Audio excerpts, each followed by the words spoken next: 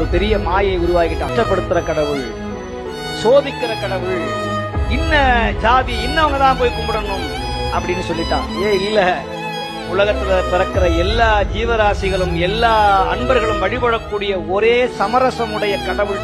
அனைத்து தெய்வங்களையும் தன்னுள்ளே அடக்கி தனக்குள்ளே ஐக்கியப்படுத்தி ஆதிமூல ஏக பரம்பொருளே இந்த உலகத்தின் ஒரே தெய்வம் ஐயா என்று உணர்த்தி காட்டுவதற்கு வந்த அற்புதமான தெய்வம்தான் நம்முடைய ஐயா வைகுண்ட பரம்பொருள். காரணரே எங்களையா நல்ல மணி வைகுண்டமே, பூரணமே எங்களையா பெரியவரே வாருமையா, மாகாளி மக்களையா மண்ணெடுத்து நாமமிட்டோம், ஆகாத கலியுகத்தை அறுக்க வர வேணுமையா, சந்திரனே சூரியனே சுந்தரனே வாருமையா, பதி கடலுக்குள்ளே தீர்த்தமாடி சுத்தி வந்தோம், கெட்ட கலி வேறரைக்க கோடி கோடி சரணமிட்டோம், அகிலமெல்லாம் முன்னாட்சி ஐயா உந்தன் அருளாட்சி.